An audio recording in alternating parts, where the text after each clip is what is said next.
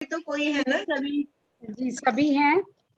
हाँ। नमस्कार साथियों, मैं बेंगलोर से डॉक्टर इंदु झुंझुनवाला अभ्युदय पटल से आप सभी का हार्दिक स्वागत और अभिनंदन करती हूँ इस हिंदी पखवाड़े के एक विशेष आयोजन में, जिसमें कि आज हम बात करने वाले हैं विश्व स्तर पर हिंदी की स्थिति और हिंदी के बारे में, क्योंकि ये हमारा हिंदी पखवाड़ा है।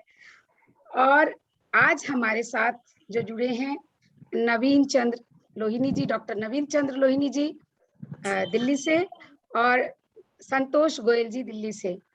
और इस कार्यक्रम का संचालन और इस कार्यक्रम को मैं कहूं कि आगे बढ़ाकर बहुत रोचक और बहुत सारी जानकारियों के साथ हमारे साथ हैं डॉक्टर अमरनाथ अमर जी।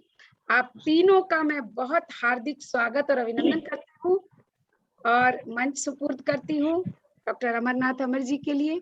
वो आप सभी का परिचय भी देंगे और कार्यक्रम को आगे बढ़ाएंगे। तो आपका भी स्वागत है डॉक्टर अमर जी। बहुत बहुत शुक्रिया इंदु जी। मैं तो चाहूंगा कि दो महान हस्तियां हम लोगों के बीच में हैं, तो आप परिचय दें तो अति उत्तम रहेगा इंदु जी। अरे तो अच्छा, ये बात, चलिए कोई बात नहीं। तो पहली बात तो मैं ये कहना चाहूंगी कि हमारा जो ये मंच है बहुत आज गौरवान्वित अपने आप को महसूस कर रहा है, जहाँ की आज हमारे साथ अमर जी ने दो कहा है, मैं कहूंगी तीन प्रतिभाशाली व्यक्ति हमारे सामने मौजूद हैं। और उन तीनों प्रतिभाशाली व्यक्तियों का परिचय देने की बात कही है, तो परिचय जो है इनका बहुत बहुत इतना लंबा परिचय है कि ये प्रोग्राम जो है आगे हमें अगर करना है तो हमें ये सोचना है कि हमें इनकी बातें ज्यादा सुननी है या परिचय देना है। तो मैं बहुत छोटे में बताना चाहूंगी कि डॉक्टर नवीन चंद्र लोहिनी जी चौधरी चरण सिंह विश्वविद्यालय के विभागाध्यक्ष हैं हिंदी के, और ये इनका बहुत छोटा सा परिचय है। इनका अगर परिचय सही मायने में दूं तो पूरे विश्व में चाइना जैसी जगह पर, उसमें खास बताऊं तो चाइना जैसी जगह पर जो हिंदी के लिए इन्होंने जो परचम लहराया है, अपनी मातृभाषा के लिए जो उन्होंने कार्य किया है, वो अपने आप में बहुत बहुत अद्भुत है। और सालों से ये उसके लिए कार्य करते आए हैं, बहुत अच्छे साहित्यकार हैं। और चूंकि विभागाध्यक्ष है तो आप सभी समझ सकते हैं कि हिंदी के प्रति इनका प्रेम कितना अगाध होगा। अपने देश प्रेम की बात अगर इनके करूं तो कितनी अगाध होगी। और इनका पूरा परिचय वैसे मैंने फेसबुक पर भी मैं इनका पूरा परिचय डाल दूंगी। और संतोष गोयल जी, ये भी पूरे विश्व में भ्रमण करती रही हैं हमारी हिंदी भाषा और हिंदी साहित्य को लेकर। और इन्होंने जो कुछ भी किया, दिल्ली में रहते हुए भी अलग अलग जगहों पर घूमना वहाँ, और बहुत सारे इनके किताब हैं, बहुत सारी सम्मान हैं। और सम्मान की बात करूं तो हमारे तीनों अतिथियों ने बहुत सारे सम्मान मिले हैं इन लोगों को अपने अपने क्षेत्र के कारण। और डॉक्टर अमरनाथ अमर जी जो कि मीडिया सलाहकार हैं, पूर्व आकाशवाणी में कार्यक्रम निदेशक रहे हैं, बहुत बड़े साहित्यकार और बहुत बड़े कवि हैं। और उससे सबसे खास बात ये है कि नवीन चंद्र लोहिनी जी, संतोष गोयल जी और अमरनाथ अमर जी, मतलब ये तीनों अपने अपने क्षेत्र के महारथी होते हुए भी बहुत सरल व्यक्तित्व के और बहुत ही सुंदर विचारों के मालिक हैं, जो कि आज आप लोग जानेंगे। एक बार फिर से मैं आप लोगों का स्वागत करती हूँ, औपचारिक परिचय न देते हुए, क्योंकि समय की भी बाध्यता है और आपको सुनने का ज्यादा हमारा शौक है कि हम आपको सुने और आपको जाने। तो अमर जी, फिर से ये दादी अम्मा के साथ आपको बहुत बहुत दादी अम्मा बाजू में बैठी हैं आपकी, तो उनका भी स्वागत करती हूँ।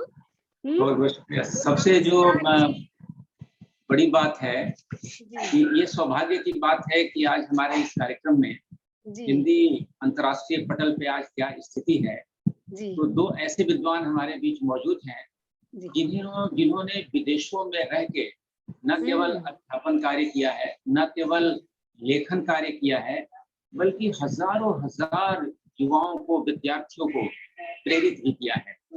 और जैसा कि आपने कहा, प्रोफेसर नवीन चंद्र लोहिनी जी चौधरी चरण सिंह विश्वविद्यालय मेरठ में विभागाध्यक्ष हिंदी के तो हैं ही, अनेक प्रशासनिक पदों पर भी आप विराजमान हैं।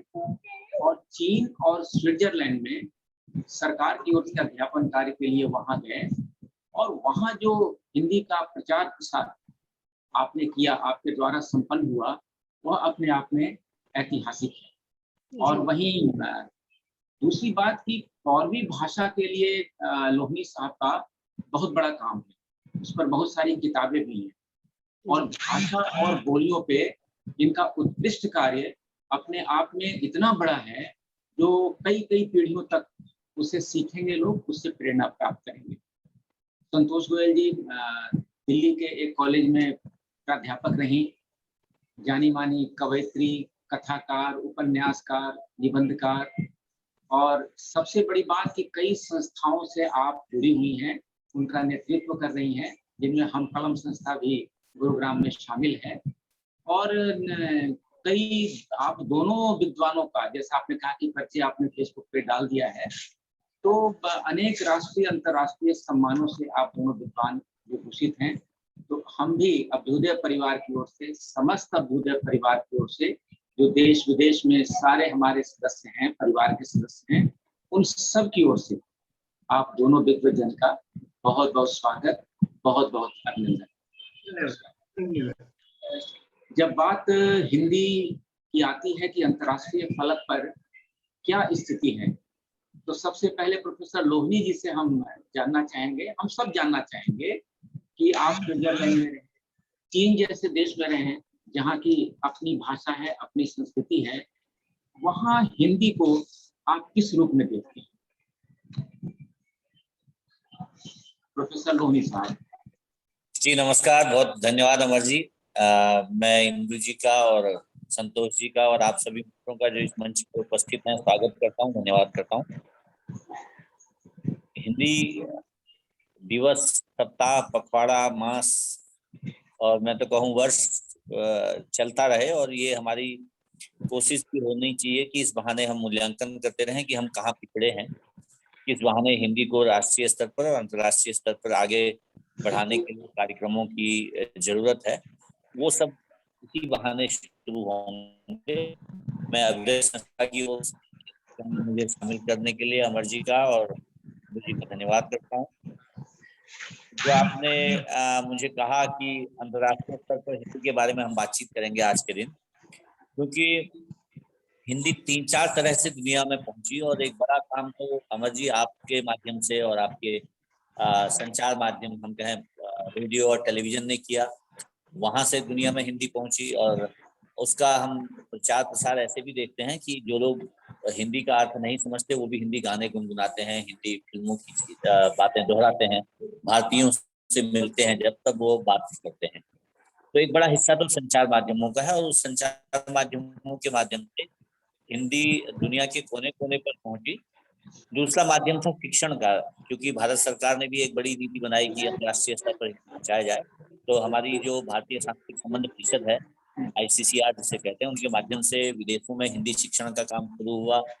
विदेशों में अनेक विश्वविद्यालयों ने, संस्थाओं ने, मंदिरों ने, वहाँ के धार्मिक सामाजिक संस्थाओं ने हिंदी के पाठ्यक्रम शुरू किए, और आज दुनिया का शायद ही कोई देश होगा जहाँ पर हिंदी का पाठ्यक्रम। तो ये दूसरा हिस्सा था। तीसरा हिस्सा है अनुवाद का। अनुवाद के माध्यम से दुनिया भर की तमाम जो पुस्तकें हैं वो हिंदी में अनुदित होकर पहुंची, और हिंदी पुस्तकें उनकी भाषाओं में अनुदित होकर पहुंची।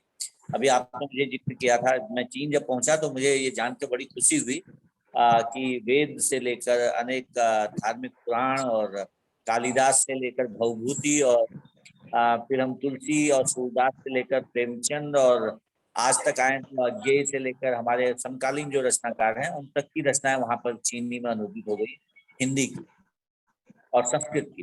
तो इस बहाने ये तीसरा हिस्सा था जो अनुवाद का है, जिसने बड़ा काम किया। और चौथा हिस्सा ये हुआ, विदेशों में हमारे जो प्रवासी लोग पहुंचे, उन्होंने हिंदी माध्यमों में काम शुरू किया, वहां पर रेडियो संस्थाएं बनाई, वहां पर छोटे कार्यक्रम टेलीविजन से शुरू किए, पत्र पत्रिकाएं प्रकाशित की, और इस बहाने हिंदी लोगों के बीच पहुंची। ये सारा काम पिछले कई दशकों से हो रहा है, और इन दिनों जब मीडिया में सोशल मीडिया आ गया, खासतौर से इंटरनेट माध्यम बढ़ गए पूरे दुनिया में, तो भारत में किया हुआ काम दुनिया में पहुंचने लगा, दुनिया में किया हुआ काम भारत या अलग अलग जगहों पर पहुंचने लगा। तो इस रूप में आज हिंदी पूरे विश्व में पहुंची है। ये जरूर है कि हिंदी को हम अंतर्राष्ट्रीय स्तर पर जहां पहुंचाना चाहते हैं, हम अभी वहां नहीं पहुंचे। उसके लिए बहुत सारे प्रयासों की जरूरत है, क्योंकि राष्ट्रीय स्तर पर भी अभी हम देख रहे हैं नई शिक्षा नीति आई है, उसमें भी भारतीय भाषाओं को और क्षेत्रीय भाषाओं को, मातृभाषाओं को अध्ययन का माध्यम बनाया जा रहा है। ये एक बात आ रही है। इस बहाने हमारी क्षेत्रीय बोलियों और स्थानीय भाषाओं के साहित्य भी आगे बढ़ेंगे। तो पहली जरूरत जो मैं आज के दिन समझता हूँ, हिंदी अंतर्राष्ट्रीय स्तर पर और पहुंचे और विख्यात हो, तो उसके लिए हमें एक दिक्कत तो है, और वो जरूरत ये है कि हम रोजगार माध्यमों में हिंदी को लाएं। रोजगार माध्यमों में लाएं, इसका मतलब है कि हिंदी माध्यम से रोजगार मिले, तमाम संस्थाएं हिंदी में रोजगार दें, भारत की जो निजी संस्थाएं हैं वो दें, जो सरकारी संस्थाएं हैं वो हिंदी माध्यम में काम करें, राजभाषा जिसे कहते हैं हिंदी, उसमें काम करें। और दूसरा होगा कि हिंदी केवल हिंदी भाषा के ही या हिंदी साहित्य के ही पाठ्यक्रमों का माध्यम न बने, बल्कि भारत में जो विधि है, मतलब कानून का शास्त्र है, जो स्वास्थ्य संबंधी शिक्षा है, चिकित्सा शिक्षा जिसे हम कहते हैं, या फिर हम शिक्षा जिसे हम कहते हैं मैनेजमेंट की बात, या हम कहें विधि संबंधी शिक्षा, और इसी तरह से तकनीकी संबंधी शिक्षा और समाज विज्ञान और ज्ञान विज्ञान के जितने क्षेत्र हैं, सबकी किताबें हिंदी में तैयार हों, पाठ्यक्रम तैयार हों और उनमें शिक्षण हो। तो शिक्षण हो, रोजगार मिले, तो ये चीज और तीव्रता से दुनिया में पहुंचेगी, क्योंकि दुनिया भर के लोग, ये मैंने अनुभव किया चीन में रहते हुए भी, उन्होंने अपने विशाल देश में अपनी भाषा को 1949 में राजभाषा के तौर पर लागू कर दिया, और आज के दिन चीन की जिसे मैंडारिन कहते हैं, वो उनकी तकनीक की भाषा भी है, चिकित्सा की भाषा भी है, प्रबंधन की भी है, शिक्षा की भी है, सरकारी कामकाज की भी है। और आप समझेंगे कि भारत से ज्यादा समस्याएं भाषा की उनकी थी, आज भी कई जगह उनके यहाँ समस्याएं आती हैं, लेकिन उन्होंने भारत से ज्यादा भूभाग और ज्यादा जनसंख्या होने के बावजूद भी, और 66 से अधिक संख्या में देश भर में अलग अलग भाषाएं होते हुए भी उन्होंने एक भाषा को लागू। चीन ने अपनी भाषा को तो बहुत उन्नत किया ही है, इसमें कोई दो राय नहीं है, लेकिन वहाँ हिंदी की क्या स्थिति है? क्या वहाँ के विश्वविद्यालयों में, कॉलेजों में हिंदी पढ़ाई जाती है? जी जी जी, हाँ, ये मैं बताना चाहता हूँ। ये भी एक बहुत अच्छा आपने बात जोड़ी इसमें, अमर जी।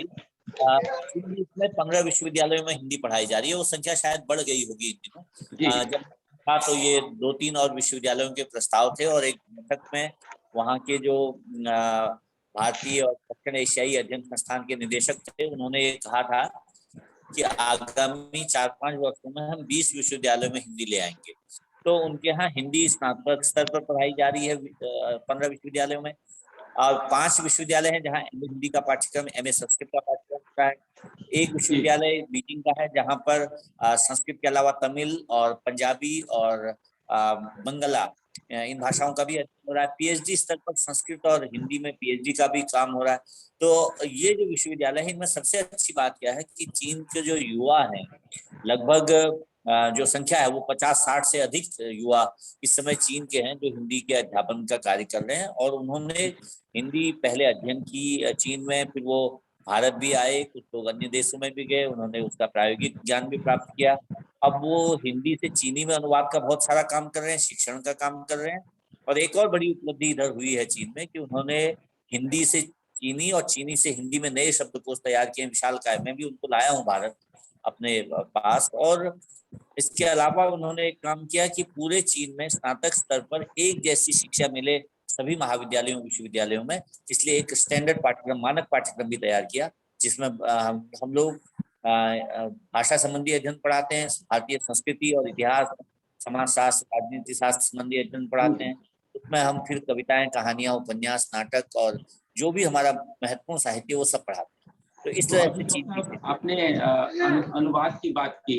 हम अपने बहुत सारे सदस्यों की तरफ से बहुत सारे सवाल आए हैं जो वो जानना चाहते हैं आपसे। हम लोग आगे भी इन सब चीजों से बातचीत करेंगे, रूबरू होंगे। संतोष जी से ये थोड़ी जानना हम लोग चाहते हैं कि कनाडा में उनका बहुत आना जाना रहा है, लंबा प्रवास भी उन्होंने वहाँ रखा है। तो कनाडा में वहाँ के जो साहित्यकार हैं या जो भारतीय वहाँ जाके बस गए हैं, तो वहाँ हिंदी की क्या स्थिति है वहाँ के लोगों में, कनाडियन लोगों में, और भारतीय जो वहाँ जाकर बस गए हैं वहाँ की स्थिति, और वहाँ के कॉलेज या विश्वविद्यालयों में हिंदी की स्थिति, इसके बारे में हम लोग थोड़ा जानना चाहते हैं। संतोष। मैं बात शुरू करूंगी। पहले जी। तो अभ्युदय इंटरनेशनल संस्था को धन्यवाद देती हूँ कि ऐसा कार्यक्रम कर रहे हैं। अमर जी को धन्यवाद देती हूँ कि उन्होंने मुझे इस कार्यक्रम में भाग लेने के लिए बुलाया। इसके लिए बहुत बहुत आभार। बात शुरू करूँ वहां से जहां हिंदी हमारे देश में आई। जब नेहरू जी ने हिंदी को लाने का काम किया तो उन्होंने हिंदी को राष्ट्रभाषा बनाया, ना कि राजभाषा, या राजभाषा बनाया, ना कि राष्ट्रभाषा। और ये कह दिया कि 15 साल तक अंग्रेजी रहेगी, हिंदी राजभाषा रहेगी और हिंदी का हम सारा का सारा मैटर तैयार करेंगे, जिससे कि हमारे यहाँ की सारी पुस्तकें हिंदी में। कभी नहीं हुआ। लोग अंग्रेजी के गुलाम बनते चले गए और इसका नतीजा ये हुआ कि हिंदी अपने देश में पिछड़ गई। ये तो यहाँ की स्थिति हुई।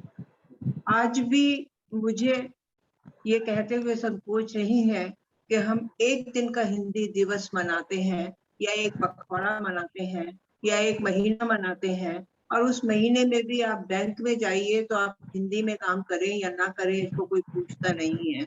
कहीं पर भी जाए तो हिंदी की कोई पूछ नहीं होती है। आप अपनी मर्जी से करें क्योंकि आप हिंदी को पसंद करते हैं, हिंदी को बढ़ाना चाहते हैं, ये आपकी मर्जी। ये हमारे हिंदुस्तान की स्थिति। लेकिन विदेशों की अगर मैं बात करूं तो इधर पिछले 99 से, सन 99 से इतने साल हो गए मुझे कनाडा हर साल जाते हुए। मैंने धीरे धीरे बहुत से परिवर्तन पाए हैं। इसमें मुझे हिंदी की महत्ता दिखाई दी है। मैं 99 में जा रही थी तो लंदन में उतरी तो लंदन में कोई हिंदी बोलने वाला नहीं था, कोई हिंदी जानने वाला नहीं था। अगर थे भी तो लोग आपस में इधर उधर मुंह करके निकल जाते थे एयरपोर्ट पर।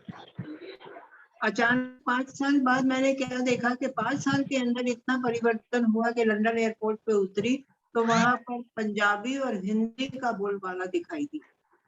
हिंदी के लोगों के, हिंदुस्तानी लोगों ने, अब वो पाकिस्तानी भी हो सकते हैं, हिंदी और उर्दू सेम सी भाषा लगती है, और पंजाबी लोगों ने सारी की सारी दुकानें जो वहां पर एयरपोर्ट पे होती थी उन सबको संभाल लिया था और सब हिंदी में बात कर रहे थे। अचानक ये परिवर्तन मैंने देखा कनाडा में। मुझे लगा अरे ये तो बड़ा अच्छा परिवर्तन हो गया। फिर मैंने देखा कि और 1-2 साल बाद एयरलाइंस में जब जहाज उड़ना होता है तो जो अनाउंसमेंट्स होती हैं वो अनाउंसमेंट्स हिंदी में और पंजाबी में होने लगी।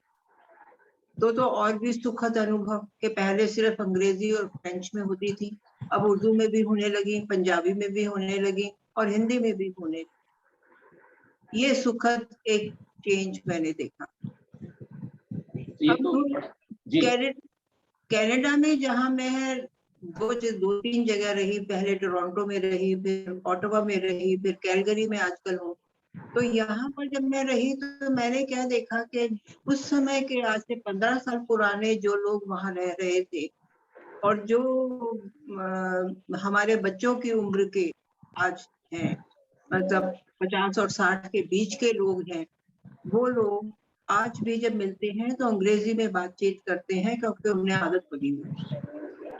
लेकिन आश्चर्य की बात है कि पिछले 4-5 साल में फिर मैंने देखा कि अब नए बच्चे जो आए हैं वो जब हमें बुलाते हैं अपने घर और मिलते हैं तो उनके बच्चे भी हिंदी बोलते हैं और वो भी हिंदी बोलते हैं। ये एक आश्चर्यजनक परिवर्तन था, जिससे मुझे लगा कि हिंदी अब धीरे धीरे कर रही है या लोग उसे एक्सेप्ट कर रहे हैं, स्वीकार कर रहे हैं और उसे बोलने में हिचक नहीं रहे हैं। पहले ये होता था कि वहाँ बाहर है तो भैया अंग्रेजी में नहीं बोलेंगे तो हम कैसे मिलेंगे लोगों से, कैसे बात करेंगे, हमारा परिचय क्या होगा। अब नहीं भूलते हैं वो ये बताना कि मैं हिंदुस्तानी हूँ, मुझे हिंदी बोलनी आती है और हिंदी में, और वो बताते हैं कि इस शब्द की हिंदी क्या है। खासतौर पर अपने नामों के स्पेलिंग बताते हैं। मेरे बेटे का नाम मयंक है तो उसे लोग करते थे मेघ अंक, ऐसे बुलाते थे। उसने फिर उसे धीरे धीरे करेक्ट किया और बताया कि मैं ऐसे बोलता हूँ मयंक है। ये इस तरह की चीजें अब हिंदी बोलने वाले लोग बताने लगे। और नए बच्चे जो आ रहे हैं वो हिंदी में बोलते हैं, हिंदी में बातचीत करते हैं, हिंदी त्योहार मनाते हैं, लोगों को बुलाते हैं, कैनेडियन लोगों को बुलाते हैं और उनके बीच में वो अपना सारा त्योहार का सिस्टम दिखाते हैं और वो लोग बहुत दिलचस्पी से देखते हैं। इंटरेस्टिंग बात यह है कि आपकी बार जब दशहरा था तो मैं वहीं पर थी, तो एक पड़ोस में किसी भारतीय परिवार ने दशहरा अपने यहाँ रखा था, तो दशहरे में रावण को बनाया उन्होंने और कैसे जलाया और कैसे कैनेडियन लोग आए और उन्होंने पूछा, उन सबको एक्सप्लेन की अपनी कहानी और उन्होंने बहुत इंटरेस्ट से सुनी। ये तो बड़ी हिंदुस्तानी खाना स्थिति है संतोष जी कि न केवल हिंदी विश्व स्तर पर अपनी जगह बना रही है, बल्कि अपनी जो संस्कृति है, अपनी जो परंपराएं हैं, अपना जो लोक जीवन है, उसे भी वो अपना रहे हैं। तो हिंदी के साथ साथ हमारी संस्कृति भी वहाँ विकसित हो रही है, फल फूल रही है। इस हिसाब से जैसा आपने कहा और लोधी साहब ने भी कहा कि और बहुत सारे विद्वानों का मत है कि आज हिंदी विश्व भाषा बन चुकी है। लेकिन एक मन में लोगों के मन में यह सवाल उठता है कि यह जो विश्व भाषा हिंदी बनी है वह अपने स्वाभाविक रूप से या आज जो कमर्शियल क्षेत्र है, व्यापार का क्षेत्र है, उसकी सुविधा के हिसाब से हिंदी की प्रगति हुई है या विकास हुआ है। तो हम लोधी साहब से जानना चाहेंगे कि यह स्वाभाविक हिंदी का विकास है विश्व स्तर पर या कहीं ना कहीं इसका स्वरूप वाणिज्य से या व्यापार से भी, उसकी सुविधा से भी जुड़ा हुआ है। कृपया हमारे सदस्य ये जानना चाहते हैं आज के। जी जी जी हिंदी में 2-3 बातें हैं जो आपने कही। एक तो कि वाणिज्य के हिस्से में हिंदी का प्रसार हो रहा है क्योंकि अब भारत एक आर्थिक शक्ति बना है और वर्षों में धीरे धीरे दुनिया में हमारी पहुंच बढ़ी है, तो दुनिया को हमारी भाषा की जरूरत है क्योंकि हमसे उनको अधिक व्यापार और अधिक कार्यक्रमों में जुड़ना है। इस रूप में तो हिंदी बढ़ी, लेकिन जो शिक्षण के हिस्से में हिंदी पहुंची या अनुवाद के हिस्से से हिंदी पहुंची या मीडिया के हिस्से से हिंदी पहुंची, उनसे एक बड़ा व्यापक दायरा मिला उसको। और भारतीय प्रवासी पिछले 40 सालों में विदेशों में लगभग एक संख्या आती है 2 करोड़ से 3 करोड़ के बीच की विदेशों में भारतीय लोग हैं। वो भारत की भाषाओं के साथ वहाँ पहुंचे। जो तमिल थे वो तमिल बोलते हैं आपस में, तेलुगु, कन्नड़, मलयालम, पंजाबी या गुजराती या मराठी या असमी या बंगला।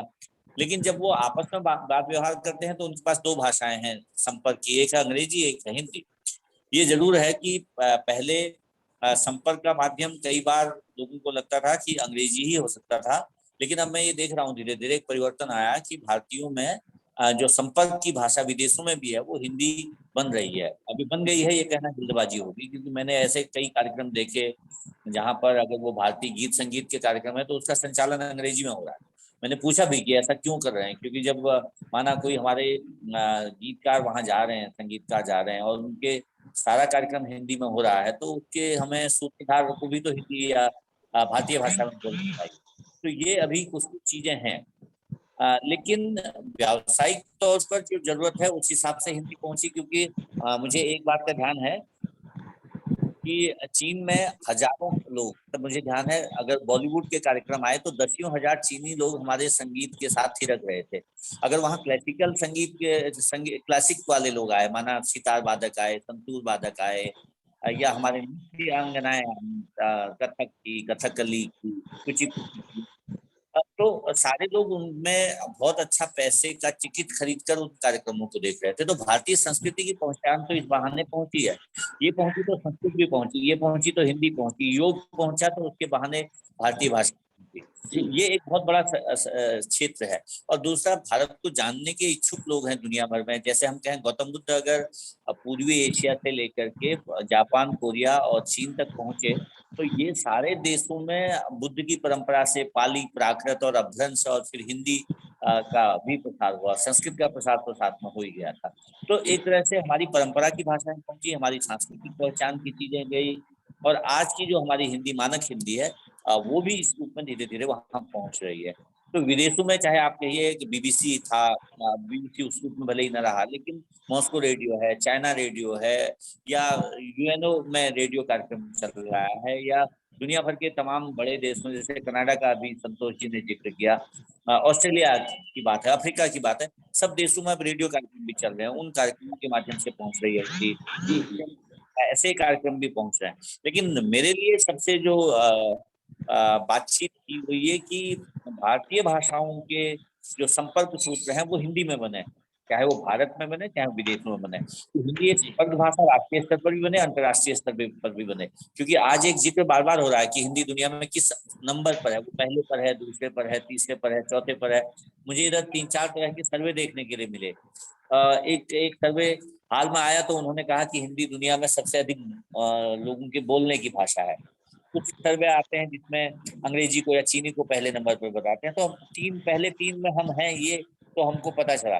लेकिन आपको ये जान के भी ताजुब होगा कि हाल में एक और सर्वे आया जिसने कहा स्पेनिश हिंदी से आगे निकल गई है, क्योंकि स्पेनिश का जो क्षेत्र है वो यूरोप के कई देशों में फैल गया है और हिंदी उस मामले में नहीं बढ़ पा रही है। तो एक हमें सर्वे की भी शायद आज जरूरत पड़ेगी, जो हम बहुत सारा दावा करें या बहुत सारा हम विश्वास करना चाहें कि वास्तव में हिंदी वहां पहुंच गई है। तो जो भी लोग इस दायरे में जुड़े हैं, जो भी लोग इस तरह के तुलनात्मक अध्ययन कर रहे हैं, एक हम अध्ययन जरूर भविष्य में करें और शायद भारत की जनगणना वहां से भी कुछ पता चलेगा कि भारत में हिंदी की क्या स्थिति है। तो वैश्विक स्तर पर हिंदी आज कहाँ है, ये गणना की भी अब जरूरत है। जी जी। और एक चीज ये भी है डॉक्टर साहब कि आज जो हिंदी है वह विशुद्ध हिंदी न होकर मिली जुली संस्कृति, भाषा और बोली वाली हिंदी है। और जैसा कि संतोष जी के कहानियों में, उपन्यासों में भी हम देखते हैं कि उन्होंने क्षेत्रीय भाषाओं और बोलियों के शब्दों का बड़ा सुंदर प्रयोग किया हुआ है। तो क्या विदेशों में भी वहाँ की जो भाषा है, चाहे वो अंग्रेजी हो, चाहे चाइनीज हो या स्पेनिश हो, इटालियन हो, जापानीज हो, तो वहाँ की जो मिली जुली हिंदी है, क्या उन भाषाओं की बोलियों या शब्दों का प्रयोग हुआ है? ये संतोष जी आपसे जानना चाहेंगे। हाँ, हुआ है, क्योंकि वहाँ पर कनाडा में खास तौर पर गुजराती बहुत है जी, और पंजाबी भी बहुत है, जो गुरुद्वारे जाने वाले लोग। जो पंजाबी वर्ग है गुरुद्वारे जाने वाला, उनकी विशेषता ये है कि वो घर में भी पंजाबी ही बोलते हैं और गुजराती घर में भी गुजराती ही बोलता है, और बाहर अगर हिंदी बोलता भी है किसी हिंदी जानकार के साथ तो वह गुजराती के शब्दों का बीच बीच में इस्तेमाल कर लेता है और बताता है कि इसका मतलब ये है, गुजरात में ये है। खान पान गुजराती अलग से ये भी बहुत ज्यादा लोगों को बनाकर दिया जाता है और लोग इसकी भी परिचय देते हैं। ये सब तो हो ही रहा है, लेकिन मेरी जो मूल समस्या जो मुझे लगती है वो ये लगती है कि हमारे सारे टेक्निकल जो कोर्सेज हैं, मेडिकल कोर्सेज हैं, या जैसे लॉ का कोर्स है जो अभी डॉक्टर लोटर ने भी कहा, ये सारे कोर्सेज अभी भी हम अंग्रेजी में कर रहे हैं, इसका हिंदीकरण नहीं हुआ है। और होता भी है तो हमारे यहाँ हिंदी को खासा मुश्किल ट्रांसलेशन कर दिया जाता है। मुझे याद आ रहा है कि एक बार मैं किसी बच्चे के साथ, शायद कॉलेज का कोई बच्चा था, उसके साथ कहीं गई तो वहां लिखा हुआ था अभियंता। अब वो कहेगी अभियंता क्या है मैम? इससे अच्छा तो वो इंजीनियर था। जब मैंने उसे बताया कि इंजीनियर आसान है, अभियंता क्यों लगा दिया इन्होंने, ये तो इतना मुश्किल शब्द है, हमें आता ही नहीं है। क्योंकि हम उनसे परिचित नहीं, और परिचित होते हैं तो इतनी मुश्किल उनकी ट्रांसलेशन है जो कि अक्सर बच्चे सीखना नहीं चाहते। एक तो हमें ये ध्यान रखना होगा कि जो ट्रांसलेशन हम करें, अनुवाद जो करें, वो इतनी ऐसी हिंदी में करें जो सबकी समझ में आए। और दूसरी बात ये है कि जो टेक्निकल शिक्षा पाने वाला व्यक्ति है, जो मेडिकल शिक्षा पाने वाला है, या जो कोई किसी तरीके से नौकरी के दृष्टि से कोई शिक्षा पाता है, उसे शिक्षा उसी भाषा में देनी पड़ती है जिस भाषा में सब जगह पढ़ाई जाती है। मेडिकल कॉलेज में वो लगता है तो वहाँ मेडिकल की पढ़ाई सारी अंग्रेजी में होती है, तो वो अंग्रेजी की पुस्तक ही पढ़ता है। तो हमारी एक कमी तो ये है। दूसरी कमी ये है कि कोई जॉब पाने वाला व्यक्ति हिंदी से कहाँ जॉब पाए, कैसे जॉब पाए? और यहाँ तो फिर भी उसे मिल जाएगा थोड़ा बहुत, आजकल हिंदी का बोलबाला हो रहा है, खासतौर पर मीडिया में आने की वजह से काफी भी हो गया है आजकल। हमने कोविड के बाद जितना कुछ यहाँ देखना शुरू किया है, इसमें जूम पे मीटिंग हो रही है, मीट पे मीटिंग हो रही है और फेसबुक पे मीटिंग हो रही है, ये सब जो हमने कार्यक्रम करने शुरू किए, इससे फिर भी हिंदी से परिचित हो रहे हैं जी। और विदेशों तक में जा रहा है और विदेश के लोग भी इसको लेकिन यहाँ कहना चाहूंगी कि हमारे सबसे ज्यादा हिंदी का फैलाव किया है, वो किया है हिंदी के गानों ने और फिल्मों। लोग बिना भाषा को हाँ बोलिए। बिल्कुल आपने सही कहा। आज विद्वानों का मत है कि हिंदी राजभाषा तो है। जब राष्ट्रभाषा की बात आती है तो हम कहते हैं कि हिंदी के साथ साथ जितनी हमारी क्षेत्रीय भाषाएं हैं, चाहे वो कन्नड़ हो, तेलुगु हो, तमिल हो, मलयाली हो, पंजाबी हो, बांग्ला हो, जितनी भी भाषाएं हैं क्षेत्रीय भाषाएं, उन्हें भी हम एक तरह से मातृभाषा के रूप में उनका सम्मान करते हैं हिंदी के साथ साथ। और आज जो हिंदी विकसित हुई है, आप देखिए कि कोई चेन्नई से अगर रिपोर्टिंग कर रहा है तो उसकी जो टूटी फूटी हिंदी है वह हिंदी का विकास है। या बंगाल से या पंजाब से वहां का कोई रिपोर्टर अगर टूटी फूटी हिंदी भाषा में बोल रहा है तो वह हिंदी का विकसित रूप है, उसे हम स्वीकार करते हैं। जो कठिन और व्याकरण की भाषा हिंदी की है वो अपनी जगह पे है। हिंदी के विद्यार्थी के लिए, लेखकों के लिए, कवियों के लिए वो अपनी भाषा की वहां महत्ता है। लेकिन जब हम हिंदी के विस्तार की बात करते हैं तो क्षेत्रीय भाषाएं जब उससे जुड़ जाती हैं तो हिंदी का हमारा विकास बहुत ज्यादा मानते हैं। इसी तरह से विदेशी भाषाओं का भी जो शब्द है अन्य भाषाओं के, वो भी आज हिंदी में घुल मिलकर अंतर्राष्ट्रीय स्तर पे हिंदी को बढ़ावा दे रहे हैं। और हिंदी के शब्द भी अंग्रेजी में जुड़ गए। जी जी जी। लोहनी साहब ने कौरवी भाषा पे बहुत काम किया है, जो पश्चिमी उत्तर प्रदेश की भाषा है, उस पर बहुत उन्होंने काम किया है। तो डॉक्टर साहब से ये जानना चाहेंगे, एक तो कौरवी भाषा के बारे में हमें बताएं कि वो कौन सी भाषा है, उसकी क्या विशेषता है, और इन भाषाओं का विदेशों में विश्व स्तर पे जो आज हिंदी का विकसित रूप हुआ है उसमें उसकी क्या भूमिका। हाँ, मैं दो हिस्से में बात करता हूँ। पहले हिस्से में तो जो आपने संतोष जी से पूछा था कि अगर विदेश में लिखा जाता है तो उससे हिंदी कितनी समृद्ध होती है, तो इसका एक मैं अपने विद्यार्थियों के साथ प्रयोग कर रहा था कि अगर माना कोई ब्रिटेन का साहित्य पढ़ रहा और हिंदी में कहानी या उपन्यास लिखा गया तो क्या हिंदी में कुछ मिला उससे। तो हमने एक कहानी संग्रह पर काम किया ऐसा, तो लगभग 200 शब्द हमको ऐसे मिले जो भारत की भाषा के लिए या हिंदी के लिए या भारतीयों के लिए नए शब्द थे। इसका मतलब वो क्या थे, वो उनकी सांस्कृतिक शब्दावली थी, वो उनका पहनावा था, वो उनका खान पान था, वो उनके यहाँ के संस्कार थे, वो उनके तमाम शहरों के नाम थे, वो उनके लेखकों और कवियों के नाम थे, वो वहाँ की जो परंपरागत चीजें थी उनके नाम थे। तो इस रूप में अगर हम देखते हैं तो हिंदी समृद्ध हुई। और हिंदी इस रूप में अकेले इस एक उपन्यास या एक कहानी संग्रह को जो हम उठाते हैं तो उसमें विदेशी भाषा या उस क्षेत्रीय भाषा का जो भी शब्द रूप आता है वो हमें समृद्ध करता है। इसी तरह से मैंने चीन में रहते हुए देखा कि हमारे कुछ मित्रों ने चीनी से हिंदी में जब लेखन शुरू किया तो उन्होंने कई ऐसे शीर्षक कहानी के दिए, कई ऐसे शब्द या वाक्य दिए, उनमें जो उनके यहाँ की शब्द प्रयोक्तियां, वाक्य प्रयोक्तियां थी उनका प्रयोग किया। तो अनेक के शब्द हिंदी की हमारी हमने एक पत्रिका शुरू की थी, वहां पर उसके 3 अंकों में सैकड़ों शब्द ऐसे आ गए जो चीनी सब भाषा के थे या उनके क्षेत्र के नाम थे, स्थान के नाम थे, उनके पहनावे के नाम थे, भोजन के नाम थे, उनके संस्कारों के नाम थे।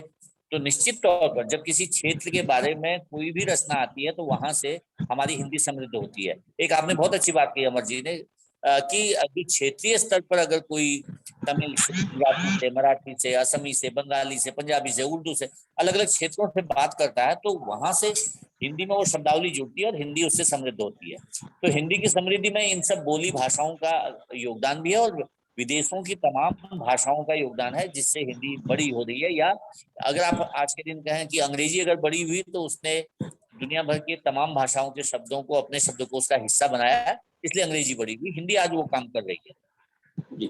दूसरी बात आपने कौरवी जी कौरवी पर आप बात कर रहे थे। सौभाग्य से मुझे कौरवी, चूंकि कौरवी नाम राहुल सातत्यायन जी ने दिया था और उन्होंने कहा ये कौरव क्षेत्र जो है, जो पांडव कौरव क्षेत्र है, उसके हिस्से में बोले जाने वाली बोली थी।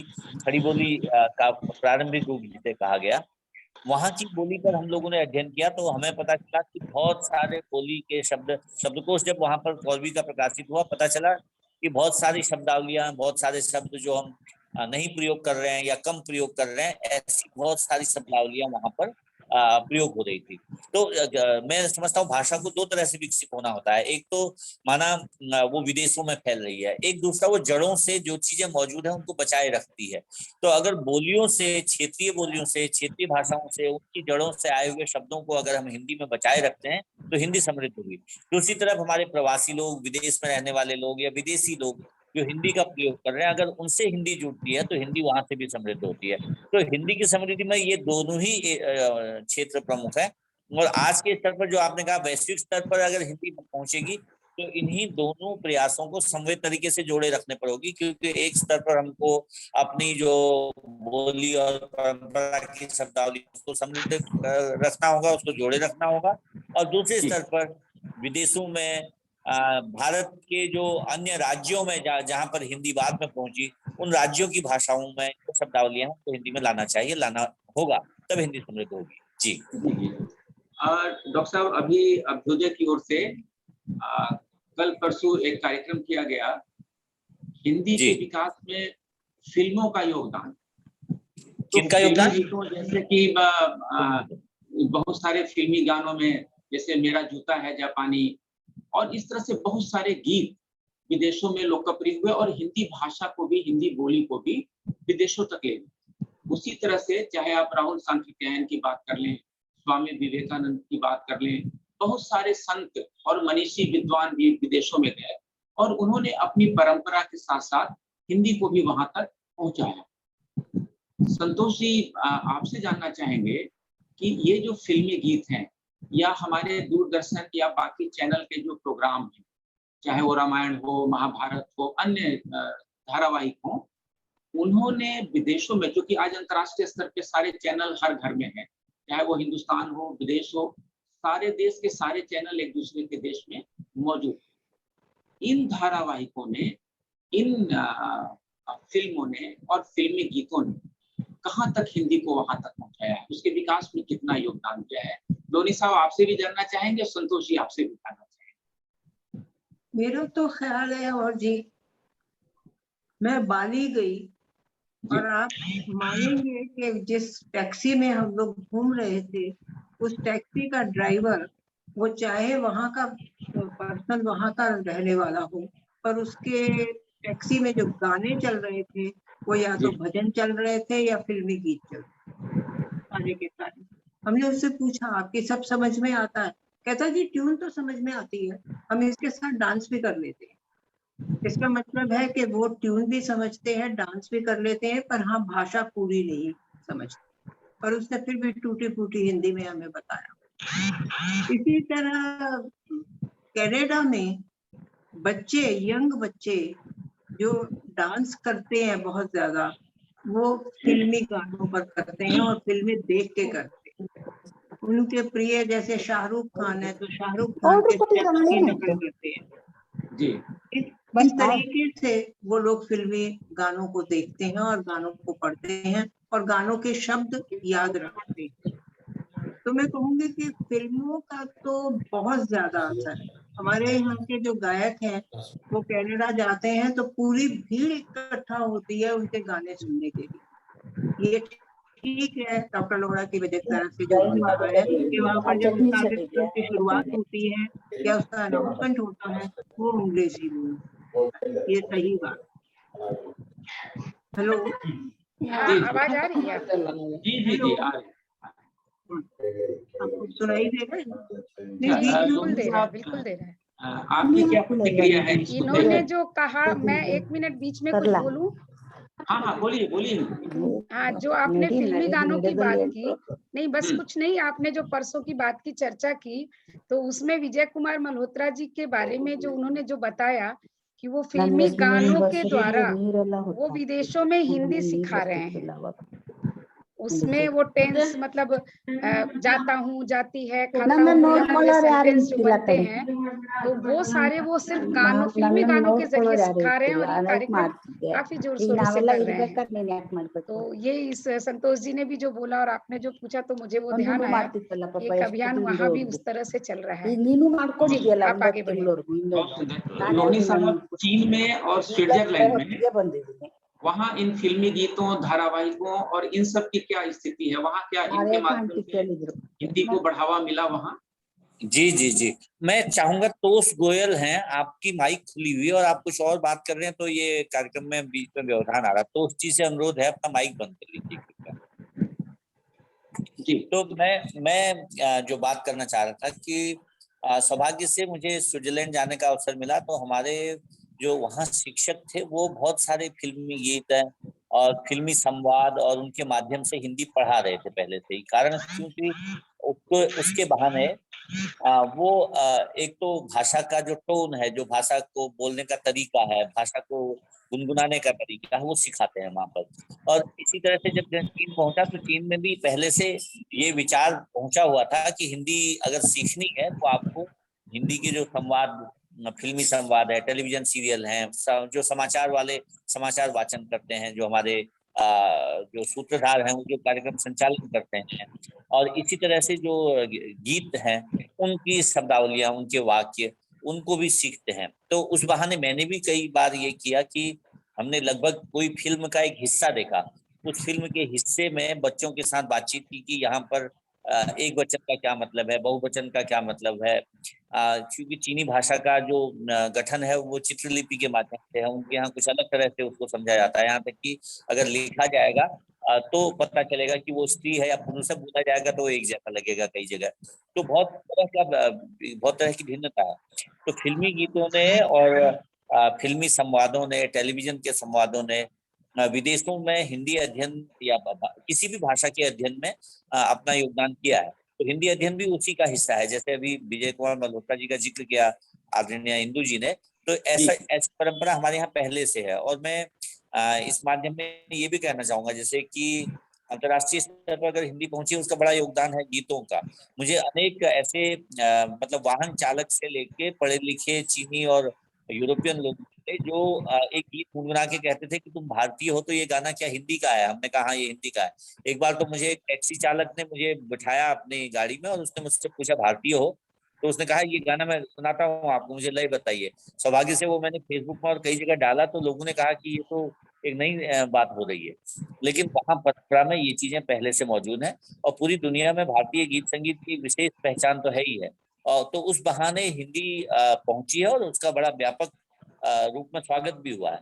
क्योंकि भारतीय लोगों ने अपने जो पीढ़ियां हैं उनमें आगे के हिस्से में हिंदी पहुंचानी चाहिए। मैं एक बात यहीं पर जोड़ना चाहता हूँ, क्योंकि हमारा सबसे बड़ा नुकसान हो रहा है वो ये हो रहा है कि जो पीढ़ी भारत से विदेश गई, उसके पास हिंदी या यहाँ की जानकारी है, अगली पीढ़ी में वो या तो कम हो गई या बहुत खत्म के करीब है और आगे की पीढ़ी तक वो चीजें नहीं पहुंच रही हैं।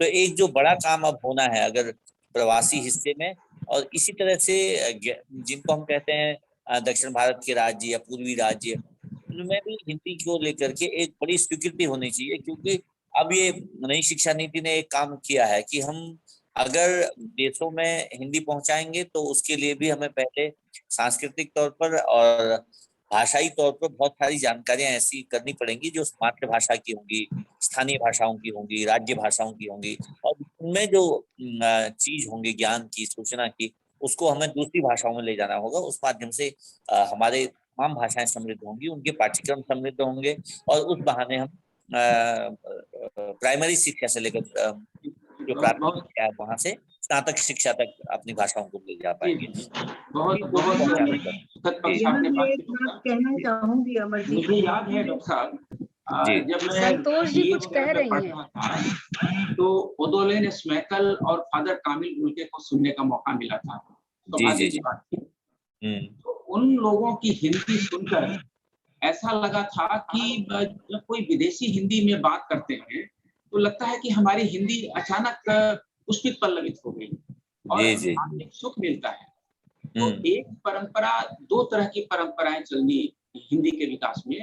एक तो जो भारतीय विदेश में गए और वहां उन्होंने हिंदी का प्रचार प्रसार किया और वहां के कॉलेज यूनिवर्सिटी में हिंदी पढ़ाई जाने लगी, और दूसरी स्थिति जो बनी, विदेशों से जो विद्यार्थी हिंदी पढ़ने के लिए हिंदुस्तान के कॉलेज और यूनिवर्सिटी में आए, तो उन्होंने भी, और फिर वो अपने देश में जाकर उन्होंने जो अलग जगाया हिंदी का, तो इन दोनों ने मिलकर बहुत ही हिंदी के विकास में अपना महत्वपूर्ण योगदान दिया। ये बिल्कुल एक सवाल डॉक्टर साहब आज के विद्यार्थी के मन में उठता है, मैं हिंसा की बात नहीं करूंगा कि अंग्रेजी के सामने हिंदी बोलने वाले कहीं हिंसा के शिकार होते हैं, वो चीजें अब खत्म हो गई हैं और खत्म हो ही जानी चाहिए।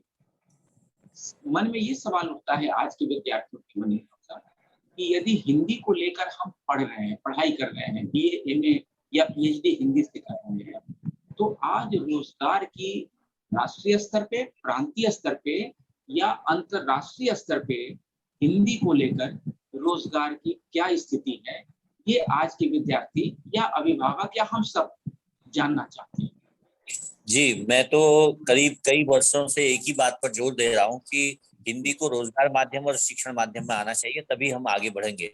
अभी जो स्थिति है वो ये तो जरूर है कि एक भाषा के रूप में चूंकि हिंदी पूरे भारत में और तमाम राज्यों में, स्कूलों में, विश्वविद्यालयों में पढ़ाई जा रही है, तो हिंदी पढ़ने वाले विद्यार्थी को रोजगार के तौर पर ये काम मिल जाता है कि वो शिक्षक बन सकता है। तो टेलीविजन में, रेडियो में, अखबारों में, पत्र पत्रिकाओं में काम कर सकते हैं। जी जी, कुछ कहना चाहती हूँ अमर जी। जी जी, हाँ बोले जी। लेकिन जो बड़ा हिस्सा है रोजगार का विदेशों के हिसाब में, खास तौर से मैं जब स्विट्जरलैंड में था तो मैंने वहाँ के बच्चों से पूछा, आप हिंदी पढ़ क्यों रहे हो, क्या क्या लाभ मिलने वाला है हिंदी पढ़ के? तो उनका कहना था कि हम खास तौर से भारतीय जो सांस्कृतिक हिस्सा है उसको समझना चाहते हैं, या फिर हम अनुवाद का काम करना चाहते हैं। कुछ बच्चे थे जो वहाँ पर टूरिस्ट गाइड के तौर पर काम करना चाहते थे, क्योंकि भारत से स्विट्जरलैंड में जो यात्रा पर्यटन है वो बहुत पहुंचता है। उसी तरह से कुछ विद्यार्थी वहाँ की सेवाओं में कार्य करना चाहते थे। इसी तरह से मैंने चीन में भी देखा कि हमारे BA में पढ़ने वाले वहाँ के जो बच्चे हैं वो प्रशासनिक सेवा में भी गए, वो कंपनियों में वहाँ के प्रबंधक वाले हिस्से में भी काम कर रहे हैं, वो बाद में उच्च शिक्षा में भी जा रहे हैं, वो अनुवाद का काम भी कर रहे हैं, वो वहाँ के मीडिया में भी काम कर रहे हैं। तो मैंने अनेक हिंदी के विद्यार्थियों को रोजगार विदेशों में भी मिलता देखा, लेकिन उसकी सीमाएं हैं। जो संतोष जी ने अभी कहा कि हिंदी कोई पढ़े विदेशों में तो उसको रोजगार की संभावना कुछ सीमित हो जाती है उसकी। लेकिन भारत में ये जरूर है आज के दिन, जब तक वो शिक्षण माध्यम में बात नहीं आएगी और वो शिक्षण माध्यम नहीं बनेगा, तब तक उसको हिंदी में ही सीमित रहना पड़ेगा, हिंदी माध्यम को। अगर वो तकनीकी शिक्षा हिंदी में आ जाए, चिकित्सा शिक्षा हिंदी में आ जाए, विधि शिक्षा हिंदी में आ जाए, और इसी तरह से प्रबंधन की शिक्षा हिंदी में आ जाए, और इसी प्रकार के तमाम जो माध्यम है उनमें हिंदी आ जाए, तो जरूर रोजगार बढ़ेगा। एक जो बड़ा काम होना है, जो हो जाना चाहिए था, जैसे हमारे तमाम केंद्रीय सरकार के कार्यालय हैं या राज्यों के कार्यालय हैं, वो हिंदी में काम नहीं कर पा रहे हैं। बहुत सारे कार्यालय, हमारे विदेश मंत्रालय से लेकर तमाम मंत्रालयों के कार्यालय, वहाँ हिंदी में काम होना चाहिए, ताकि हमारे दूतावासों से लेकर उच्चायोगों से लेकर हमारे कौंसलावासों तक और हमारे विदेश में तमाम तरह के जो शाखाएं हैं उनमें अगर हिंदी पहुंचेगी तो हमें लगेगा कि भारत की भाषा के माध्यम से वहाँ बात हो रही है। अभी हमारे ज्यादातर कार्यालय उसमें अंग्रेजी में बात कर रहे हैं, तो वहाँ रोजगार की संभावना फिर प्रबल हो जाएंगी, क्योंकि हमारा जो सांस्कृतिक पक्ष है, हमारा जो राजनीतिक पक्ष है, सामाजिक पक्ष है, जिन माध्यमों से दुनिया में पहुंचता है, उन माध्यमों में हिंदी के आने की जरूरत है। तो रोजगार वहां से और बढ़ेगा। अभी जो सीमित रोजगार है, यद्यपि मैं विद्यार्थी के तौर पर देखता हूँ कि हिंदी के विद्यार्थी के लिए अगर वो ठीक ठाक पढ़ रहा है तो रोजगार मिल जाता है, लेकिन वो रोजगार की जो सीमित संभावनाएं वो हैं, वो तब ज्यादा बढ़ जाएंगी जब हम शिक्षण माध्यम में हिंदी ले आएंगे तमाम माध्यमों में, और रोजगार माध्यम में हिंदी आ जाएगी। तो इसकी बड़ी जरूरत है, और भविष्य इसी पर निर्भर भी करेगा कि हम वास्तव में भविष्य के लिए क्या रोजगार माध्यमों में हिंदी ला पा रहे हैं, या हमारे सारे शिक्षण के जो तरीके हैं। जैसे दुनिया के 2 मॉड्यूल मेरे पास थे जब मैं स्विट्जरलैंड गया, तो वहाँ 4 बड़ी भाषाएं उनकी हैं, 4 में से भी 3 बड़ी भाषाएं हैं, जर्मन, इटालियन और फ्रेंच, और वहाँ की जो स्विस अपनी भाषा है। वो चारों अपने अपने क्षेत्रों में अपनी भाषाओं में अध्ययन करा रहे थे। चीन जब मैं गया तो वो पूरे देश में मैंडारिन में अध्ययन अध्यापन कर रहा था। दोनों के मॉडल सफल हैं। तो भारत को एक ऐसा मॉडल विकसित करना चाहिए। भारत को वो हमारी सरकार ही कर सकती है कि ऐसा मॉडल विकसित करें जिससे हिंदी राष्ट्रीय स्तर पर अपना प्रतिनिधित्व रखे, क्षेत्रीय और राज्य स्तर पर क्षेत्रीय भाषाएं अपना महत्व रखें। अगर हमारे विद्यार्थी को अंतर्राष्ट्रीय स्तर पर जाना है तो विदेशी भाषा के तौर पर अंग्रेजी को पढ़े, जर्मन फ्रेंच को पढ़े, रशियन को पढ़े, स्पेनिश को पढ़े, कोई भी दुनिया भर की भाषा पढ़े। तो हमें 3 मॉडल ये लाने पड़ेंगे भविष्य के विकास के संदर्भ। जी जी जी डॉक्टर साहब, आपकी बातचीत से, संतोष गोयल जी की बातचीत से तो ये जाहिर हो गया कि हिंदी आज अंतर्राष्ट्रीय स्वरूप ले चुकी है, विश्व भाषा बन चुकी है। जब अटल बिहारी वाजपेयी जी संयुक्त राष्ट्र संघ में हिंदी में भाषण देते हैं, प्रधानमंत्री नरेंद्र मोदी जी जब भाषण देते हैं, या सुषमा स्वराज जी जब वहां भाषण देती थी, तो हमारा सीना गर्व से प्रफुल्लित हो जाता था कि हिंदी हमारी अंतर्राष्ट्रीय भाषा बन चुकी है और हमें गर्व होता है। मैं एक व्यवधान कर रहा हूँ। सुषमा जी का आपने जिक्र किया, मुझे चीन में रहते हुए बड़ा एक अच्छा अनुभव हुआ कि उन्होंने चीन की यात्रा की। यद्यपि उन्होंने जो हमने पत्रिका प्रकाशित की थी उसको भी वहां पर लोकार्पण किया था, लेकिन उनका एक बड़ा योगदान ये हुआ कि उन्होंने चीन में आकर जितने भी चीन के हिंदी के शिक्षक थे उनकी बैठक ली, उनको बताया कैसे हिंदी में हम आगे बढ़ सकते हैं। फिर उन्होंने एक और बड़ा काम किया, चीन के तमाम विश्वविद्यालय के जो प्रमुख विश्वविद्यालय थे उन सबसे कहा कि अपने यहाँ से 1-1, 2-2 विद्यार्थियों को भारत भेजो, उसका भ्रमण का सारा व्यय भारत सरकार लेगी। उन्होंने उनको दिल्ली घुमाया, हैदराबाद घुमाया, आगरा घुमाया, कई संस्थाओं से मिलवाया, कई सांस्कृतिक हिस्से में मिलवाया, कई विश्वविद्यालयों में घुमाया। और जब वो वापस लौटे तो उनमें मेरी एक विद्यार्थी भी थी, उसने जो लेख लिखा वो वास्तव में इतना प्रेरक था। उन्होंने कहा कि हिंदी सीखने के लिए सुषमा जी ने इतना बड़ा योगदान किया। तो जो इस तरह के काम होते हैं जिनके माध्यम से लोग प्रेरित होते हैं, ऐसे कार्यों की जरूरत है। जी। और संतोष जी कुछ कहना चाह रही थी। अमर जी, संतोष जी आपके पास मैं आ रहा हूँ। इंदु जी अभी मैं आपके पास आ रहा हूँ।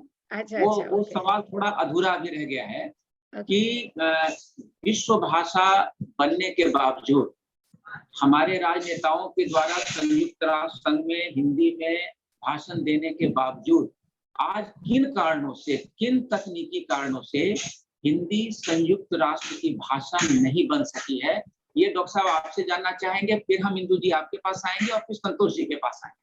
नहीं तो संतोष जी से सुन लीजिए, मेरे पास नहीं, उन्हीं से सुन लीजिएगा। जी। तो मैं बस एक बात आगे बढ़ा लूं जो अमरजीत ने कहा। मैं बिल्कुल सहयोग में मॉरिशस में विश्व हिंदी सम्मेलन में था और सुषमा जी का ही जिक्र आया फिर से, तो उन्होंने मंच से बताया कि भारत सरकार के बारे में बार बार ये कहा जाता है कि हम एक बजट है जो देना चाहते हैं और बजट की कमी शायद है, उसकी वजह से ऐसा अटका हुआ। लेकिन नहीं, उन्होंने कहा था कि 400 करोड़ या 300 करोड़ जो इसमें खर्च होती है उसके लिए भारत सरकार हमेशा तैयार है। लेकिन मुश्किल कहां पर आ रही थी कि एक निश्चित संख्या में देशों का समर्थन चाहिए किसी भी भाषा को संयुक्त राष्ट्र संघ की भाषा बनने के लिए, तो उस पर प्रयास चल रहे थे। ये बात मैं 2018 की बता रहा हूँ। शायद इन 2-3 वर्षों में कुछ प्रगति हुई हो या क्या स्थिति है इसका पता नहीं है, लेकिन अंतर्राष्ट्रीय स्तर पर संयुक्त राष्ट्र संघ की हिंदी भाषा बन सकती है। इसके लिए भारत सरकार अपना व्यय जो हिस्सा है वो दे सकती है, उतने देशों का समर्थन जुटा सकती है। जिस प्रकार अहिंसा दिवस घोषित किया भारत की मांग पर, जिस प्रकार योग दिवस घोषित किया संयुक्त राष्ट्र संघ ने, उसी प्रकार हम लोग इस हिस्से में भी पहुंच सकते हैं कि हम एक दिन संयुक्त राष्ट्र संघ में हिंदी को भी पहुंचा सकें। तो उस हिस्से में भारत सरकार किस तरीके से काम करेगी, उसकी क्या नीति होगी, इस पर विदेश मंत्रालय काम कर रहा होता है। प्रत्येक 3 वर्ष बाद जब विश्व हिंदी सम्मेलन होते हैं उनमें भी ये धारणाएं बनती हैं कि अब हम वहां पहुंचने वाले हैं, फिर पता चलता है कोई व्यवधान है। तो ये जो व्यवधान है शायद कि एक निश्चित संख्या में देशों का मत चाहिए भाषा के समर्थन में, तो वो कहीं पर अटक है अभी तक की। लेकिन वो भी धीरे धीरे भारत सरकार जब चाहेगी और कर पाएगी तो वहां भी हम पहुंच जाएंगे। अमरजीत जो आपने मुझसे सवाल पूछा था वो ये। जी इंदु जी आप कुछ कह रही थी? नहीं, मैं वो संतोष जी ने हाथ उठाया था वो बता रही थी, खाली वो कुछ कहना चाह रही थी। जी, हम संतोष जी के पास ही आ रहे हैं। और बिल्कुल, मेरे मन में एक सवाल है। और एक सवाल किसी ने पूछा है, वो हम लास्ट में पूछ लेंगे, मैसेज में डाला है, तो पहले आप संतोष जी से बात कर लें। संतोष जी से ये सवाल है संतोष जी कि हर साल, लगभग हर साल विश्व हिंदी दिवस मनाया जाता है। और चाहे कभी लंदन में, चाहे अन्य देशों में, मॉरिशस में, सुरिनाम में और हिंदुस्तान के कई प्रांतों में भी विश्व हिंदी दिवस के लिए रूप में हम लोग मनाते हैं। तो इन विश्व हिंदी जो सम्मेलन होता है उसमें विदेशी विद्वान भी शामिल होते हैं जो हिंदी भाषी हैं, हिंदी को जानते हैं, समझते हैं, पढ़ाते हैं, और हम लोग भी शामिल होते हैं। तो इन विश्व हिंदी सम्मेलनों के माध्यम से हिंदी का कितना प्रचार प्रसार सार्थक हुआ है? संतोष जी। बात ये है अमर जी, सब चीजें काफी कुछ मेरे हिसाब से दिखावे बतौर चलती जी, उनमें कुछ जिस्ट निकलता है, ऐसा मैंने सम्मेलनों में महसूस नहीं किया। मैं गई 2-3 सम्मेलनों में, अटेंड किए। आप दिख नहीं रहे हैं। कोई बात नहीं, आप बोलिए, मैं सुन रही हूँ। हम लोग वो शायद नेट के मैं गई इन सम्मेलनों में, लेकिन मुझे कोई बहुत अच्छा अनुभव इस तरह से नहीं हुआ कि हिंदी के बारे में बात करना या हिंदी के उत्थान की बात करना या उनके बारे में कुछ सोचना, कुछ ठोस नीति बनाना, कोई नियम बना करके कोई नियमबद्ध तरीके से कुछ किया जाना, ये सब मुझे कहीं दिखाई नहीं दी। मुझे थोड़ी निराशा हुई उसमें। तो मुझे दोनों तरह से यहाँ पर भी जो हिंदी के फेस्टिवल होते हैं आमतौर पे, जिसमें एक जगह मैं भी गई थी और मैंने कहा भी था कि जब तक हम सारे लोगों के, अब मुझे कहानी याद आ रही है जिस कहानी के अंदर जो लेखक की बच्ची है उसे उन्होंने पब्लिक स्कूल में डाला। उनके पति ने कहा कि भाई तुम तो खुद हिंदी में लिखती हो, तुमने उसे पब्लिक स्कूल में क्यों डाला? कहती है भैया उसकी जिंदगी कैसे बनेगी अगर मैं उसे गवर्नमेंट स्कूल में डाल दूं। यहाँ से जो समस्या है खड़ी हुई इंटरनल जड़ में, उस समस्या की तरफ ध्यान देना बहुत जरूरी है। ये सब ख्याली पुलाव है कि सरकार को ये करना चाहिए, सरकार को ये करना चाहिए, सरकार ये करे, सरकार ये करे। नहीं, हम लोग क्या कर रहे हैं? मैं पर्सनली जैसे वहां थी कैलगरी में, तो मेरे आसपास में जितने बच्चे थे जो हिंदी सीखना चाहते थे उन्हें मैं घर में बुलाती थी, उन्हें कॉपियां दी, पेंसिल दी और उन्हें हिंदी के अल्फाबेट सिखाए, हिंदी के शब्द सिखाए, बोलना सिखाया, उन्हें हिंदी में इंटरेस्ट दिलाया और उन्हें ये बताया कि हिंदी कितनी साइंटिफिक लैंग्वेज जो अंग्रेजी नहीं है। उन्हें बताया कि आप अपने मुंह का यंत्र देखिए, यहाँ पर कवर के एक तरफ से बोला जाता है, चवर के एक तरफ से, कवर के एक तरफ से, पवर के एक तरफ से, ऐसे ऐसे बोला जाता है। तो उन्हें लगा कि हाँ बड़ी साइंटिफिकली कोई चीजें हमें बताई जा रही है जो अंग्रेजी में नहीं है। अंग्रेजी में ए के बाद बी आ जाता है, जो ए यहाँ से बोला जाता है और बी यहाँ से बोला जाता है, और भी इसी तरीके। तो ये सब चीजें उन्हें धीरे धीरे समझाई इस तरीके से, तो उन्हें लगा कि हाँ हिंदी में कोई तत्व है, कोई चीज है। इस तरह उनकी दिलचस्पी उसमें आई। मुझे याद है कि जब मैं चीन गई थी कॉन्फ्रेंस के अंदर, तो ह्यून सांग जो वहाँ के बहुत बड़े लेखक हैं जाने माने, जिस तरीके से उन्होंने हिंदी में बात की और जिस तरीके से उन्होंने रामचरितमानस का चीनी में अनुवाद किया, और उस दिन जो मीटिंग हुई और उसमें जो 13 वर्ष हुए थे तब उस वहां पर इसको बने हुए चीन के उस हिस्से को, जिसमें उन्होंने 13वें वर्ष में वो मीटिंग की थी, और वहां पर जो जो मैंने देखा और जो मैंने चीनी बच्चों का उत्साह देखा, वो अगर हम बनाए रखते हैं, एक बार जाकर के नहीं, बार बार जाएं, बार बार बनें, उसमें मेहनत करें, तो एक व्यक्ति की मेहनत भी मायने रखती है। सारी बातें हम सरकार पे नहीं छोड़ सकते, हमें स्वयं भी कुछ करना चाहिए, यूनिवर्सिटी लेवल पे कुछ करना चाहिए। और वहां पर दिल्ली यूनिवर्सिटी में जब मैं पढ़ा रही थी, तो कितने बच्चे थे जो दूसरे भाषा भाषी थे, वो आते थे जी हमें हिंदी सीखनी, और हम एक्स्ट्रा क्लासेस लेकर उन्हें हिंदी सिखाते थे और वो दिलचस्पी से पढ़ते थे। बल्कि एक लड़की फ्रांस से आई थी, उसने मुझे कहा मैम आप मुझे हिंदी सिखा दीजिए, मैं आपको फ्रेंच सिखा देती हूँ। इस तरह अदला बदला करके वो हिंदी सीखना चाहती थी, क्योंकि उसका हिंदी में दिलचस्पी थी और हिंदी की वो कहानियां और नॉवल पढ़ना चाहती थी, जो छोटी छोटी कहानियां और उपन्यास मैंने उसे दिए पढ़ने के लिए और उसमें मदद की। ये हिंदी के उत्थान का ये तरीका है जो सारा का सारा। बहुत सुंदर संतोष जी, बहुत सुंदर बातें आपने कही। और एक सुखद पक्ष ये भी है कि आप दोनों विद्वान की जो बातें हैं, जो विचार हैं, अंतर्राष्ट्रीय स्तर पे अभ्युदय परिवार के लोग अभी देख सुन रहे हैं। और आपको एक सुखद पक्ष बताऊं कि ऑस्ट्रेलिया से, कैलिफोर्निया से, अमेरिका से, अन्य बहुत सारे देशों में जो हमारे सदस्य हैं अभ्युदय परिवार के, वो आप लोगों की बातें सुन रहे हैं, अपना संदेश भी दे रहे हैं। तो उन सब के प्रति भी हम आभारी हैं कि समय संदर्भ वहाँ कुछ और होगा, वो भी हमें देख सुन रहे हैं। एक बात और कहना चाहूँ। जी जी जी। हमारी जो एक तरह से जड़ वाली भाषा होती है, जैसे मेरी भाषा हिंदी है या जिनकी भी हिंदी है, किसी की तमिल होगी, किसी की और कोई भाषा होगी, जो हमारी बचपन से हम जिस भाषा को बोलते हैं उसमें हमारे संस्कार होते हैं। आप ये सोच के देखिए कि मैं जब अंग्रेजी बोलूंगी तो मेरे मन में एक मशीन चलती है जिसमें मैं सोचती हिंदी में हूँ, फिर उसका इंग्लिश में ट्रांसलेशन करती हूँ, फिर बोलती हूँ। ये जो तरीका जो हम इस्तेमाल करते हैं, इससे जाहिर है कि हमारे भीतर की मशीन हिंदी से जुड़ी हुई है, और हिंदी हमारे संस्कारों से जुड़ी हुई है, हिंदी हमारी संस्कृति से जुड़ी हुई है, हिंदी हमारी कला से जुड़ी हुई है, हमारे साहित्य से जुड़ी हुई है। अब इन सब चीजों को अगर हम छोड़ देंगे तो क्या होगा किसी भी भाषा का या किसी भी देश का या उसमें रहने वाले व्यक्ति। जी जी, बहुत सुंदर। बहुत इम्पोर्टेंट है ये बात समझ। जी जी जी, बिल्कुल बिल्कुल।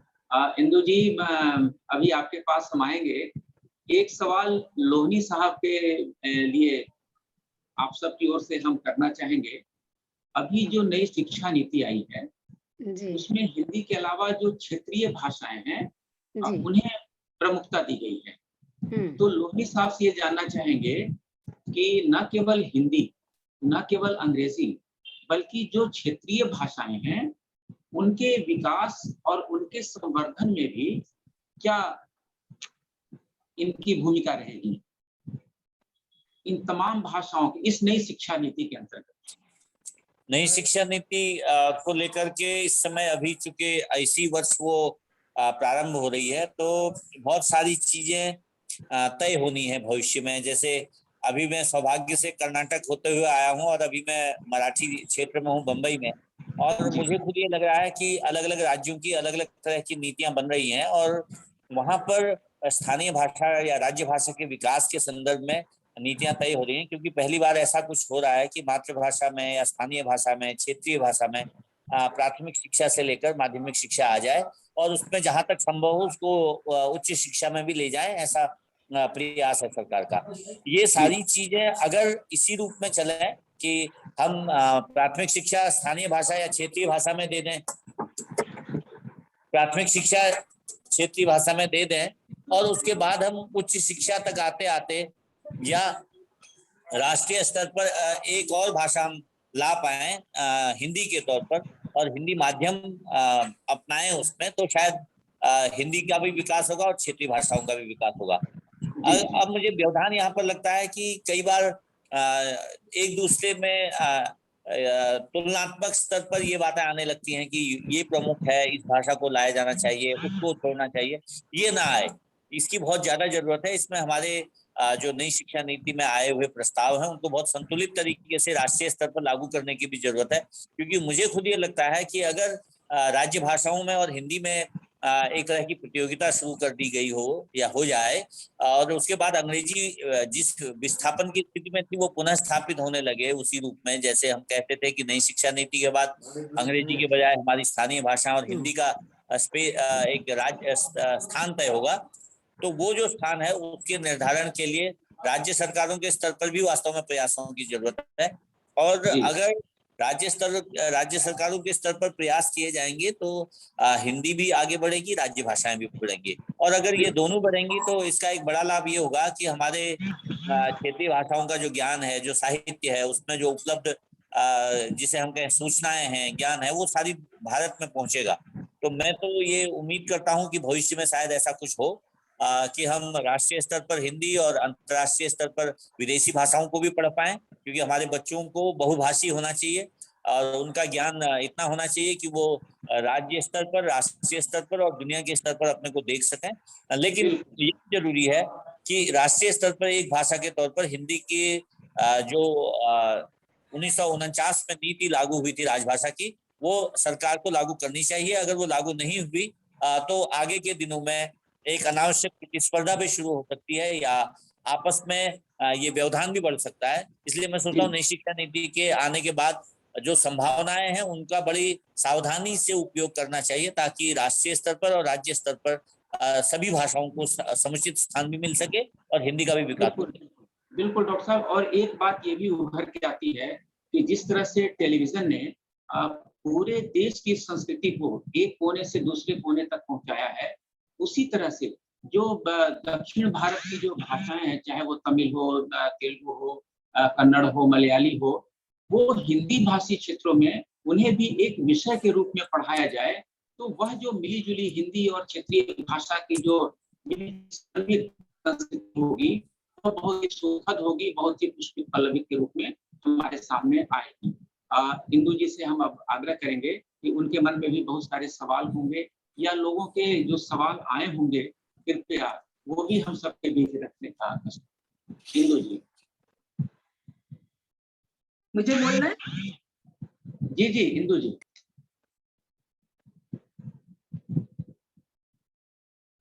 माइक ऑन कर ले इंदु जी। मैं ये कह रहा था मैं बोलती जा रही थी, मुझे पता नहीं कि सुनाई नहीं दिया। नहीं, हम ये कह रहे थे कि हिंदी के संदर्भ में यदि आपके मन में कोई सवाल हो और यदि हमारे जो दर्शक हैं, श्रोता हैं, अभी जुड़े हुए हैं, उनके मन में कोई सवाल हो तो कृपया वो सवाल भी विद्वानों के समक्ष रखें। जी, सवाल में ये जो है ना, प्लीज यहाँ पर नहीं, सवालों के संबंध में ये है कि किस सवालों के जवाब एक्चुअली आते चले गए।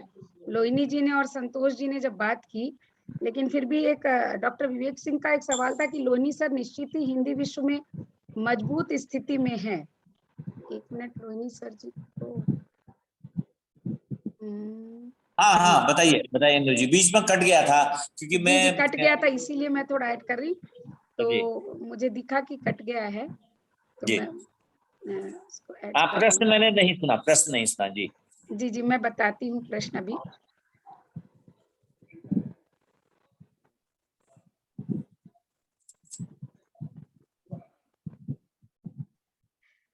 सवाल ये था कि लोहिनी सर जी, विवेक सिंह जी ने पूछा है कि निश्चित ही हिंदी विश्व में मजबूत स्थिति में है, खास तौर पर संवाद के स्तर पर, लेकिन भारत में हिंदी की संवैधानिक और राजनीतिक स्थिति में कुछ खास परिवर्तन नजर नहीं आता। इसके लिए जरूरी प्रयास क्या हो सकते हैं? कृपया सरकार के प्रयासों के बारे में कुछ बताएं। लेकिन आप लोगों ने अभी काफी कुछ बताया भी है, ठीक है, बताइए। जी, उसी बात को मैं पूरी कर लेता हूँ, लगभग बातें हो गई उस तरह की। जी तो राजभाषा का जो हिस्सा है वो तो निश्चित तौर पर लागू करना पड़ेगा और तभी वो आगे बढ़ सकती है। राष्ट्रीय स्तर पर सरकारों को ही ये निर्णय लेना है, तमाम राज्य सरकारों को या केंद्रीय सरकार को, कि वो राजभाषा अधिनियम जो है या संविधान में जो राजभाषा की स्थिति है उसको लागू करें। दूसरी बात है कि सरकार ने क्या प्रयास किए। सरकार नई शिक्षा नीति लाई अगर, और वो स्थानीय भाषा, क्षेत्रीय भाषा, मातृभाषा, राज्य भाषा के स्तर पर बात हो सकती हो, तो उसमें हिंदी भी अगर जुड़ेगी और हिंदी क्षेत्रों में या प्रमुख क्षेत्रों में हिंदी प्रयोग के काम होंगे तो हिंदी उस रूप में आगे बढ़ेगी। तीसरी बात यह है कि अभी भारत सरकार के स्तर पर विदेशों में हिंदी अध्ययन के जो काम होने हैं वो बढ़ाए जाने चाहिए। मैं तो ये समझता हूँ कि किसी भी नीति को पहुंचाने के लिए आपको अपने माध्यम को जोड़ना ही चाहिए, इसलिए विदेशों में हिंदी अध्ययन के ज्यादा प्रयास होने चाहिए। और जिस प्रकार हम सांस्कृतिक हिस्से में या हिंदी अध्ययन के हिस्से में काम कर रहे हैं, अगर वो निरंतर जारी रहा तो भविष्य में कुछ अच्छे दिन आएंगे। लेकिन अभी हिंदी के लिए बहुत सारे प्रयासों की जरूरत है और जितने प्रयास हुए हैं वो पर्याप्त नहीं है। जितना किया गया वो भी काफी कम है, क्योंकि हम 75 साल के हो चुके हैं।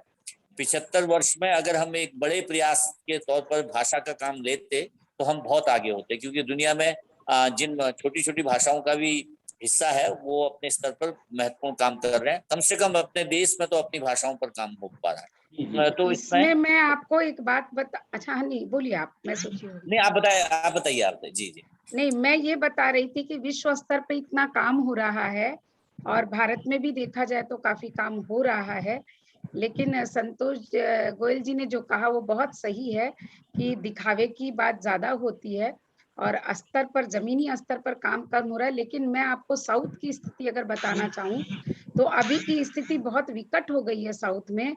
यहाँ पर जो नई शिक्षा नीति को जिस ढंग से यहाँ लागू किया जा रहा है, उसमें क्षेत्रीय भाषा को इतना महत्व दिया, बहुत अच्छी बात है। किंतु प्रांतीयता के ऊपर देश होता है और यहाँ देश के ऊपर प्रांतीयता को रख करके यहाँ की क्षेत्रीय भाषा को महत्व दे करके जो कानून लाया जा रहा है, उसमें आप बोल रहे हैं रोजगार की संभावना बढ़ रही है, लेकिन यहाँ तो बेरोजगार होने की कगार पर हैं। कर्नाटका के 3000 हिंदी शिक्षक, जो कि जिसमें से कि सिर्फ 100, मुश्किल से 100-150 बोले तो वो उत्तर भारत के होंगे, सारे के सारे दक्षिण भारत के हैं जिन्होंने कि हिंदी सीखा, हिंदी पढ़े और हिंदी में आज उन्होंने बहुत अच्छी स्थिति हासिल की। लेकिन आज उनकी जीवन यापन का भी समस्या हो गई है। तो ये स्थिति स्तर पर बन रही है, ये बहुत दुखद स्थिति बन रही है। यहाँ बाकी भाषाओं के लिए बड़ी दुखद सी स्थिति हुई है अभी, तो वो मैं आपके संज्ञान में लाना चाहूंगी। उसके लिए अगर आप लोग कुछ भी करना चाहें और कर सकें तो ये बहुत बहुत अच्छी बात होगी, क्योंकि क्षेत्रीय भाषा के खिलाफ नहीं, जैसे हम अंग्रेजी के भी खिलाफ नहीं है ना, क्षेत्रीय भाषाओं के खिलाफ है। वो हमारी जिसकी मातृभाषा है, मातृभाषा है, लेकिन मातृभाषा से बढ़ के देश की कोई बात होती है, देश की एक भाषा होनी चाहिए। तो वो स्थिति को आप ध्यान में रखें। और यहाँ मैं कुछ कहना चाहूंगी जी जी, कि जब मैं कॉलेज में कोर्सेज कमेटी की मेंबर थी, तब मैं यूनिवर्सिटी में बुलाई गई थी कोर्सेज बनने के लिए। उस समय ये सुझाव हुआ था हमारी कमेटी के थ्रू कि फर्स्ट लैंग्वेज मातृभाषा हो किसी भी स्टेट की, सेकंड लैंग्वेज हिंदी हो और थर्ड लैंग्वेज इंग्लिश हो। इस तरह से डिवीजन करके 3 लैंग्वेजेस सिखाई जाए, जिससे किसी भी स्टेट वाले को दिक्कत ना हो कि मातृभाषा उसकी अगर तमिल है तो वो तमिल पहली भाषा होगी, हिंदी दूसरी भाषा होगी और तीसरी भाषा अंग्रेजी होगी, ताकि वो विदेश से भी वंचित न रहे, हिंदी से भी वंचित न रहे और अपनी मातृभाषा से भी वंचित न रहे। ये सारा उस समय पास हुआ था और उसके बाद क्या हुआ ये मुझे नहीं, वो त्रिभाषीय सूत्र एक्चुअली बहुत सही है, लागू हो जाए तब की बात है। नवीन जी, आपका माइक ऑफ हो गया है सर। डॉक्टर साहब, नहीं, मैंने माइक इसलिए ऑफ किया था, इंदु जी बोल रही थी तो मैं बंद कर लेता हूँ तो आसान हो जाती है। ये जो आपने चिंता प्रकट की कर्नाटक को लेकर के अभी और 3000 शिक्षकों के, मुझे तो लग रहा है 3000 शिक्षकों का ही मसला नहीं है, लाखों विद्यार्थियों का मसला है जिन्होंने अब तक हिंदी पढ़ी है और जिनको भविष्य में हिंदी की का मसला है।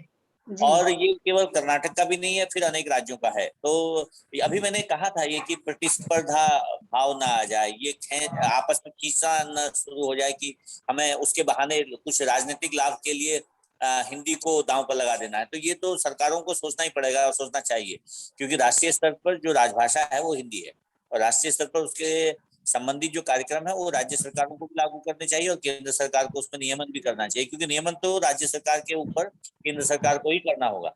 इसलिए जो राजभाषा विभाग है, चाहे शिक्षा विभाग है, चाहे बाकी उच्च स्तर पर जो लोग इस पर निर्णय ले सकते हैं, उनको इस पर निर्णय लेना ही होगा। और आपने जो चिंता प्रकट की है उसमें हम सब शामिल हैं, हम लोग भी सोचते हैं कि अपने अपने स्तर पर इन बातों को रखना भी चाहिए, कहना भी चाहिए। और मैं तो अभी जब आप लोगों से चर्चा कर्नाटक के हिंदी को लेकर के हो रही है और पहले भी हुई थी, उसमें मैं खुद स्वयं चिंतित हूँ कि ये एक नीति शिक्षा नीति के तौर पर आई थी और हम लोग ये सोच रहे हैं कि उससे हिंदी या भारतीय भाषाओं के विकास में आपस में सामंजस्य होगा, क्योंकि मैं समझता हूँ सभी भारत की भाषाएं मित्र भाषाएं हैं और हम सब लोग एक ही देश के निवासी हैं। तो उस सामंजस्य के साथ एक नीति को लागू करने का काम होना चाहिए और भाषा का जो काम है वो सांस्कृतिक तौर पर और साहित्यिक तौर पर एक दूसरे को जोड़ना है। तो ये जो जोड़ने का काम है वो आगे बढ़ना चाहिए। और आपकी जानकारी दे दूं कि यहाँ पर एक एक कॉलेज में कम से कम 3 से 4 हजार स्टूडेंट हिंदी लेते हैं, अभी तक ले रहे थे और पढ़ रहे थे। डिग्री स्तर पर कॉलेज, मतलब कॉलेज के स्तर पर बता रही हूँ, स्कूल की तो बात ही नहीं कर रही हूँ। हाँ अमर जी, आप कुछ कह रहे थे। ये कह रहा था कि ये जो समस्या है बहुत गंभीर समस्या है जी, लेकिन आपने पूछा ना कि इसके उपाय क्या हो सकते हैं रास्ता निकलने के। जी, तो आपको मैं बताऊं कि संसदीय राजभाषा समिति है, उसमें बहुत सारे एमपी होते हैं और वो जितने भी सरकारी दफ्तर या कॉलेज यूनिवर्सिटी है उसमें राजभाषा हिंदी की स्थिति वो देखते हैं और वो जगह जगह पे निरीक्षण करते हैं और बहुत ही पावरफुल समिति है संसदीय भाषा समिति। तो मैं आपसे आग्रह करूंगा कि यह जो मुद्दा है वह अभ्युदय के बैनर तले उसके लेटर हेड पे हम संसदीय भाषा समिति को एक पत्र लिखें, क्योंकि पूरे हिंदुस्तान में राजभाषा हिंदी को लेकर अगर सबसे बड़ी कोई समिति है तो संसदीय राजभाषा समिति है। वहां पे पत्र लिखें, क्योंकि उनके अधिकार क्षेत्र में भी है और उनका प्रभाव है, उनके अधिकार हैं, कर्तव्य के साथ ज्यादा अधिकार है उनको। तो हम इस मामले में राज्यपाल महोदय को, चीफ मिनिस्टर को, राष्ट्रपति महोदय को, प्रधानमंत्री महोदय को और यहाँ तक कि संसदीय राजभाषा समिति को भी हम पत्र लिखें कि ये नई नई समस्या आई है और एक तरफ हम राजभाषा हिंदी और राष्ट्रभाषा हिंदी की बात करते हैं, तो इसके उत्थान में यहाँ जो दिक्कत आ रही है और जो बेरोजगारी की समस्या आ रही है, तो इसका कृपया निदान आप ढूंढें, कोई ना कोई रास्ता निकालें। ये बिल्कुल आपसे बहुत सही अमर जी, आपने अच्छी बात कही है। आपके साथ ही अन्य संस्थाओं को और अन्य इस संबंध में काम करने वाले लोगों को अपने समवेत प्रयास करने चाहिए। जी, और इनकी समय को देखते हुए यदि आपके मन में और कोई सवाल है तो हम विद्वत जन से पूछ लें, और मेरे ख्याल से समय सीमा आप देख लें। समय हो चला है निश्चित ही।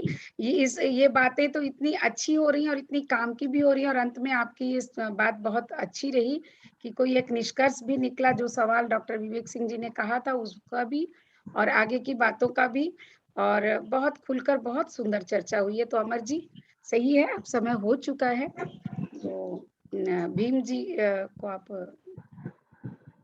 जी जी जी, लगभग सभी प्रमुख पक्षों पर बात हो गई, तो धन्यवाद करते हैं आप सबको। और हम फिर से आपसे बात करेंगे। इंदु जी, इससे पहले कि भीम की धन्यवाद ज्ञापन करें, जी जी, एक सवाल संक्षेप में भीम जी से है कि जिस तरह हम लोगों ने मीडिया की बात की, दूरदर्शन और टेलीविजन की, उसी तरह से आकाशवाणी हिंदी के विकास में कई अंतर्राष्ट्रीय स्तर पे भी अपना प्रसारण करता है।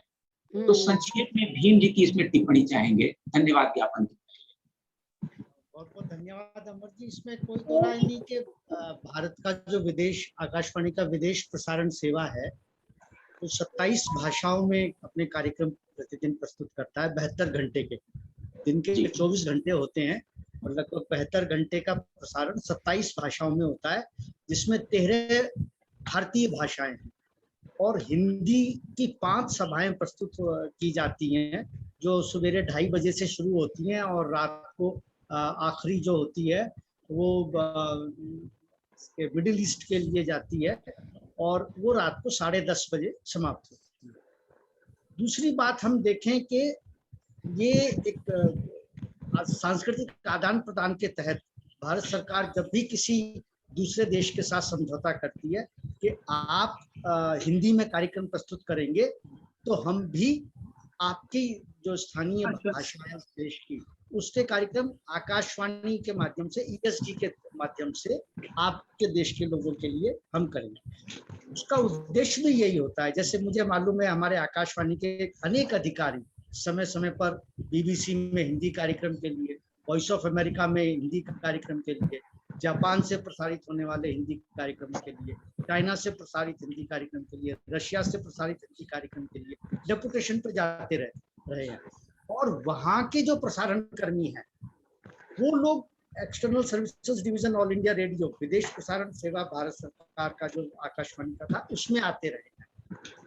अब पिछले 5-6 साल से ये सिलसिला टूटा है, क्योंकि अब भारत में भी उनकी एम्बेसीज भाषा के कोर्स चलाती हैं, तो हम एम्बेसी को अप्रोच करते हैं कि हमको इस लैंग्वेज के अनुवादक चाहिए जो हमारे 1 घंटे की सर्विस को इस भाषा में कर सकें। तो वो हमें कुछ नाम देते हैं, उसमें ज़्यादातर उनके परिवारों के नाम होते हैं, जैसे जो भी वहाँ का स्टाफ होता है दूतावास का, तो अगर हस्बैंड हैं और वाइफ भी यहीं रहती है तो जाहिर है उसको भाषा आती होगी, तो वो आकाशवाणी को अप्रोच करते हैं और एक छोटे से ऑडिशन के बाद वो अनुवाद में कार्यक्रम को लेते हैं। तो मूल रूप से हालांकि हिंदी या अंग्रेजी में कार्यक्रम प्रसारित होता है, बाकी सभी भाषाओं में उसका अनुवाद होता है।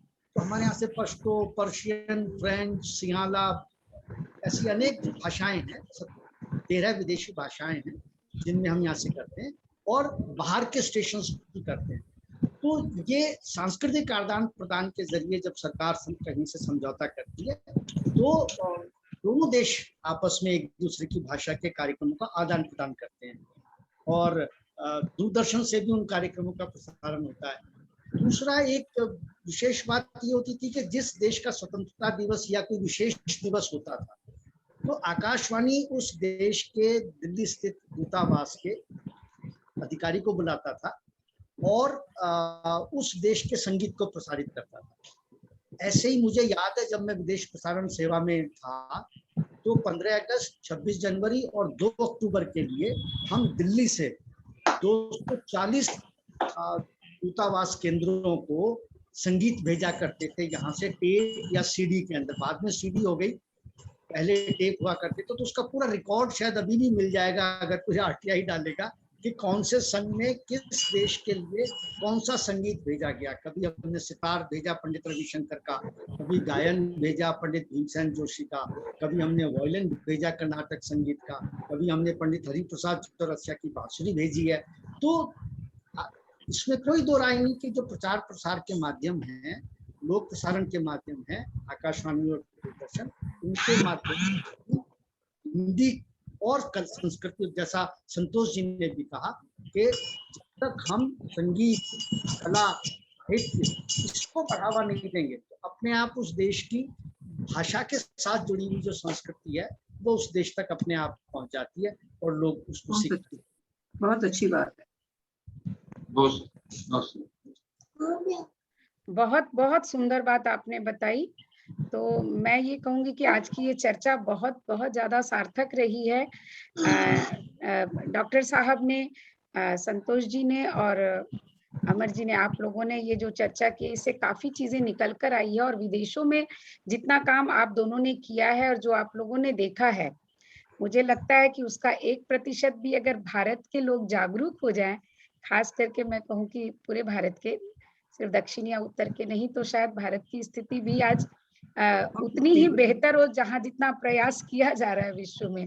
और ये बात मुझे संतोष जी की सबसे अच्छी लगी कि उन्होंने कहा कि जमीनी स्तर पर जो काम करना है वो सबको करना पड़ेगा। तो अमर जी जी बहुत बहुत शुक्रिया इंदु जी। और अब हम आदरणीय भीम जी से आग्रह करेंगे कि वो विद्वानों के प्रति धन्यवाद ज्ञापन करें और कार्यक्रम हम संपन्न करें। धन्यवाद इंदु जी और अमर जी।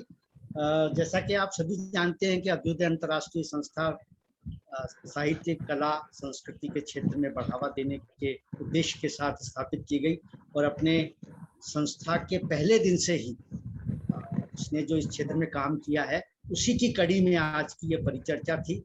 विशेषकर हिंदी पखवाड़े को लेकर के ये परिचर्चा हुई कि विश्व में हिंदी की क्या स्थिति है। और हमारे जो आमंत्रित विद्वान थे जिन्होंने इसमें हिस्सा लिया, आदरणीय नवीन जी और डॉक्टर संतोष जी, डॉक्टर अमरनाथ अमर जी, तीनों ने विस्तृत रूप से इस पर चर्चा करी कि हिंदी का वैश्विक स्तर पर अब क्या स्वरूप है। और जैसा संतोष जी ने कहा, हर एक भाषा की अपनी संस्कृति होती है और वो संस्कृति के साथ भाषा विधिवत रूप से पहुंचती है। और नवीन जी ने बिल्कुल ठीक कहा कि जब तक हिंदी को रोजगार की भाषा नहीं बनाया जाएगा तब तक, या तकनीकी शिक्षा हिंदी में नहीं मिलेगी। हमारे पिताजी कहा करते थे कि हिंदी जब तक आगे नहीं बढ़ सकती जब तक वो कोर्ट की भाषा ना बने। तो अब प्रयास हुआ है। इलाहाबाद उच्च न्यायालय के एक न्यायाधीश हैं जिन्होंने आज तक कोई निर्णय अंग्रेजी में नहीं दिया, वो सारे के सारे निर्णय हिंदी में देते आए हैं और अभी, और ये पीढ़ी अब आरंभ हो चुकी है। अब स्थानीय न्यायालयों में हिंदी में बहस होने लगी है, हिंदी में कागजात दिए जा रहे हैं। धीरे धीरे हिंदी उस स्वरूप में, उस गति से तो नहीं, लेकिन हाँ गति पिछले 5-6 सालों में कुछ बढ़ी है। विशेषकर भारत में हिंदी के प्रति जो लोगों में ये था कि अरे हिंदी में बात करता है, जो एक हीन भावना हिंदी वाले के मन में होती थी, वो अब गर्व महसूस करता है हिंदी में बात करके। तो यहीं से विदेशों में हिंदी पहुंचती है। और संतोष जी जैसे लोग जब विदेशों में जाते हैं, नवीन जी जैसे लोग जब विदेशों में हिंदी में बात करते हैं और बताते हैं, और विदेशी लोग जब यहाँ आकर के हिंदी में पूछते हैं कि ये रास्ता किधर को जाता है, तो बहुत अच्छा लगता है। विकास करती रहे। इसी के साथ मैं आप नवीन जी का, डॉक्टर संतोष जी का, बहुत बहुत धन्यवाद करता हूं। संस्था की तरफ से आपने पिछले 70 मिनट से आप लगातार हमारे साथ जुड़े हुए हैं, और विशेष धन्यवाद करूं उनका जिन्होंने इस परिचर्चा को देखा, सुना और अपना योगदान दिया और पार्टिसिपेट किया। और मैं अंत में एक धन्यवाद करना चाहूंगी फेसबुक से जुड़े हुए लोगों का। करीब 100 से अधिक कमेंट्स हमें फेसबुक पर आ गए हैं, जो लोग लगातार देख रहे हैं, तो उन सब का भी धन्यवाद करती हूँ। धन्यवाद, बहुत बहुत धन्यवाद सभी का, श्रोताओं का, दर्शकों का और सुनने वालों। धन्यवाद अमर जी, शुक्रिया, धन्यवाद इंदु जी, धन्यवाद डॉक्टर बोरा, सबको धन्यवाद। बहुत अच्छी चर्चा रही, बिल्कुल